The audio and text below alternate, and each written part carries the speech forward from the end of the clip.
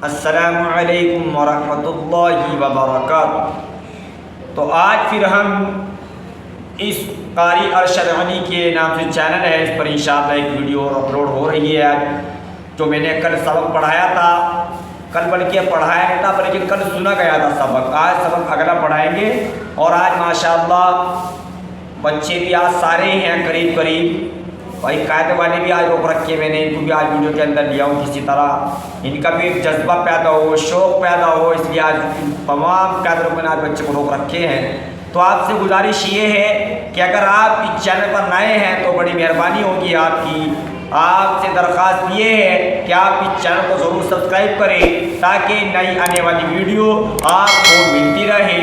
और हमारी नई नई जो वीडियो डेली अपलोड हो रही है होया करेगी इंशाअल्लाह, तो आपको डेली रोज़मर्रा मिलती रहेगी, क्योंकि इस पर तजवीज़ सिखाई जाती है। इस चैनल पर बच्चों को कुरान करीम सुनाया सही कराया जाता है, बच्चों को भी दांतों के नाम याद कराए जा रहे हैं। फिर उसके बाद और साथ साथ हम बच्चों के क्या करते हैं कि मखारिज याद करा रहे हैं। फिर जब मखारिज याद हो जाएंगे तो फिर अलिफ से लेकर या तक के मश्क कराई जाएगी।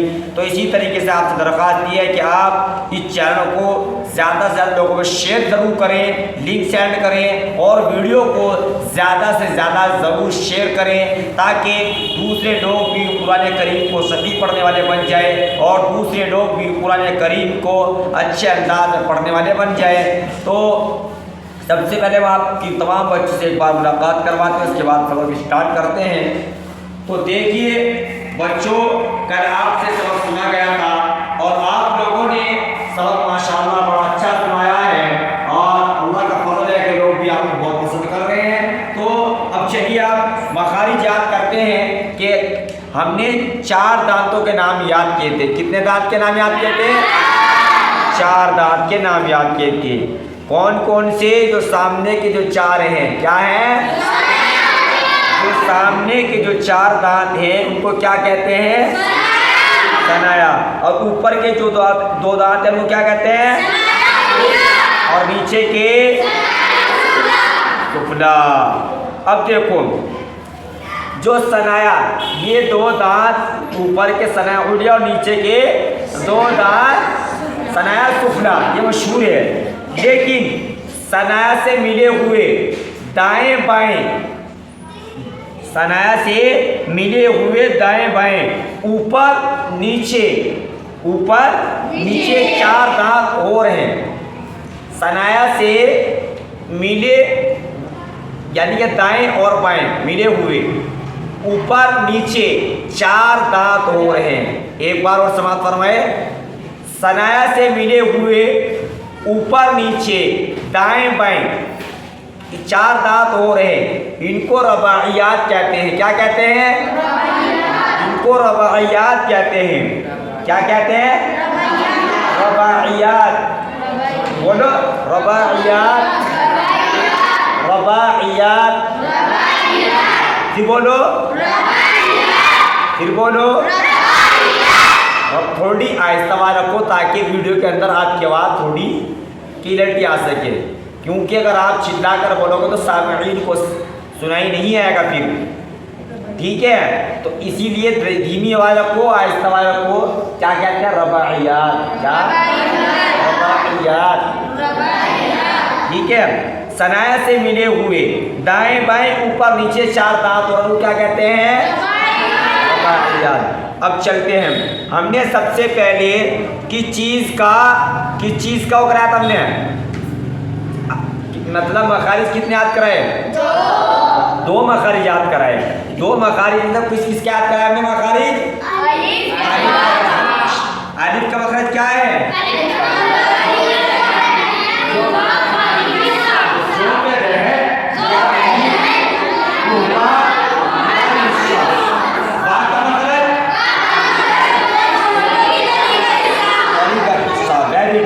अब हमें किसका याद करना है?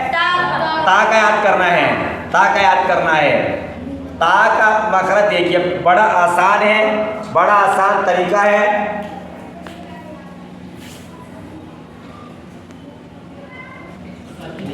तो ता का मखरज बड़ा आसान हैगा, समझने वाले की है।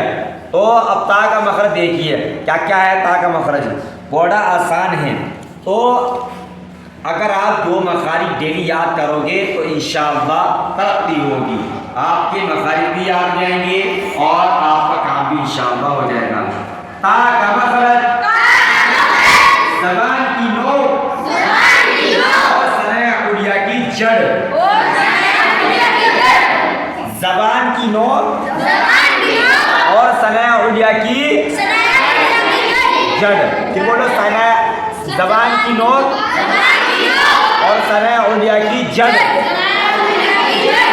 ज़बान की नोक और सनाए उलिया की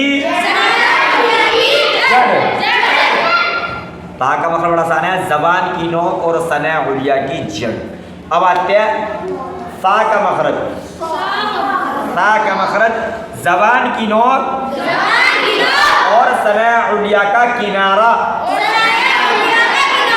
ज़बान की नोक और सनाए उलिया का किनारा। सा का मखरज, ज़बान की नोक और सनाए उलिया का किनारा। सा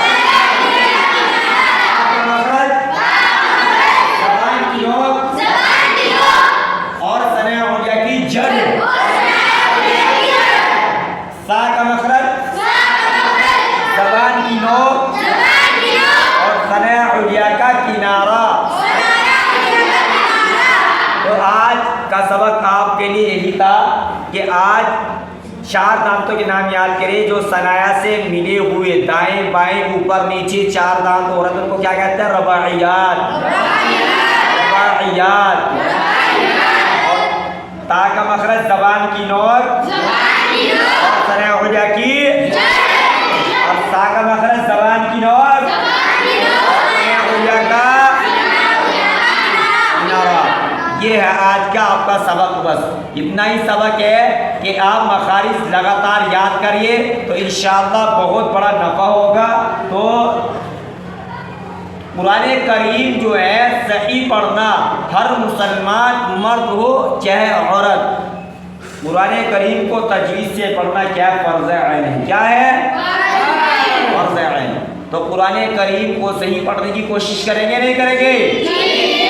और आपकी ये उम्र ऐसी उम्र है कि अगर आप लोगों ने इस अभी से मेहनत करनी और मेहनत करके कुरान करीम को सही कर दिया तो सारी ज़िंदगी आप इंशाअल्लाह कुरान करीम को सही पढ़ने वाले बन जाओगे। लेकिन अगर आपने इसी उम्र के अंदर लापरवाही की वजह से कुरान करीम सही पढ़ना ना सीखा और एक बार पढ़कर कह रहे कि हमारा कुरान करीम मुकम्मल हो चुका है, बस अब क्या कहेंगे पढ़कर? ये शैतानी धोखा है, शैतानी वसवसा है, तो हमें इससे बचना है। समझ में आ रही बात? तो कुरान करीम को सही पढ़ने की कोशिश करोगे, नहीं करोगे? इंशाअल्लाह। तो इंशाअल्लाह उम्मीद है कि आपके एक हफ्ते के अंदर अंदर मखारिज और दांतों के नाम याद हो जाएंगे। फिर उसके बाद तख्ती नंबर 1, तख्ती नंबर 2, ये तमाम कुरानी कायदे की मशक़ कराई जाएगी और साथ साथ जो थोड़े कायदे कवायद भी बताए जाएंगे। कुरान करीम की जो मेन चीज़ है कुरान करीम की, वो सारी तरतीबवार बताई जाएंगी। तो मेहनत तो मैं करूँगा ही करूँगा आपके साथ, लेकिन आपको सबसे ज़्यादा मेहनत करनी होगी। आपको सबसे ज़्यादा मेहनत करनी होगी, तब जाके कुछ बात बनेगी। समझ आ रही बेटा? तो कोई भी बच्चा लापरवाही ना करे, अपना मेहनत से पढ़े, मेहनत से कुरान करीम मुकम्मल करे। और आपकी दरख्वास्त यही है कि आप कुरान करीम को सही पढ़ने की कोशिश करें, सही पढ़ना सीखें। और अगर आपको लगता है कि कुरान करीम सही नहीं पढ़ते तो अपने इमाम हज़रात से राब्ता कायम रखें, उनसे पढ़िए, उनसे 15-20 मिनट आप लिए, उनका वक्त लें और उनसे पढ़िए, नमाज सही करिए। जब तक कुरान करीम सही पढ़ना नहीं आएगा तो नमाज में लुत्फ़ कैसे आएगा, नमाज़ों के अंदर ज़हन कैसे पैदा होगा, नमाज़ों के अंदर खुशू खुजू कैसे पैदा होगा। तो हमें चाहिए कि कुरान करीम सही सीखने की कोशिश करनी चाहिए। उम्मीद है कि आपको ये तमाम बातें समझ में आ गई होंगी और आपका ता और ता का मखरज भी समझ में आ गया होगा। देखो बेटे, जब भी आप ता निकालोगे तो किस तरह निकालोगे? ज़बान रखो यार, इस ज़बान की जो लोग हैं मैंने उलिया की जड़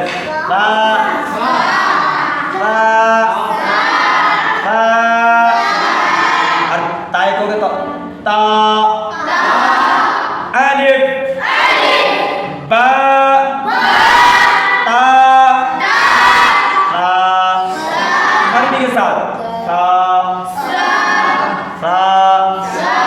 तो आज बच्चे को अपने सिर्फ 2 हर्फ की मशक कराई है और आप इस वीडियो को ज़्यादा से ज़्यादा सवाब के लिए जरूर शेयर करें। तो मिलते हैं नेक्स्ट वीडियो के साथ, जब तक कि आप हमें इजाज़त दीजिए। अस्सलामु अलैकुम व रहमतुल्लाहि व बरकातहू।